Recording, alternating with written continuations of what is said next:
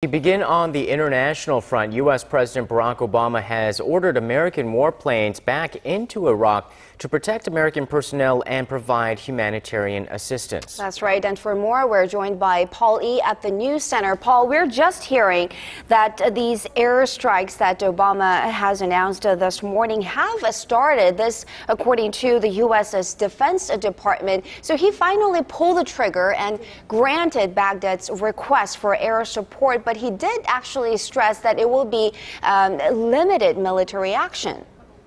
That's right. In a rather surprising announcement, President Obama said on Friday that he authorized the Pentagon to launch targeted airstrikes in Iraq to help thousands of trapped civilians with food drops and to stem the rapid advance of Islamic militants.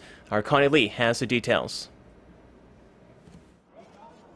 It's a green light to help those being persecuted in Iraq. In a televised address on Thursday, U.S. President Barack Obama ordered 2 separate operations in Iraq. In his own words, targeted airstrikes to protect U.S. personnel in Iraq and humanitarian efforts consisting of airdrops to help save thousands of Iraqi civilians who are trapped in the mountains and facing almost certain death. The Islamic militant group ISIS is gaining ground in northern Iraq, most recently seizing the largest Christian town of Karkush and forcing tens and thousands of Christians and ethnic minorities to flee. The United Nations says about 40,000 of them are trapped in northern mountains. They've been ordered by militants to convert to Islam or face execution. Women and children are being killed. We cannot get help. I have 4 children and I don't know where they are. 2 have disappeared and I don't know what happened to the other 2. Mass killings of religious and ethnic minorities are reportedly taking place, with militants even beheading children.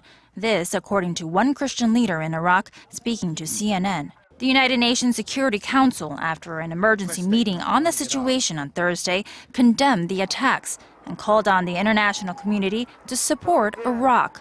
Just in the past 2 days alone, ISIS militants, with their black flags, have taken over 6 towns in the north of the country. Connie Lee, Arirang News.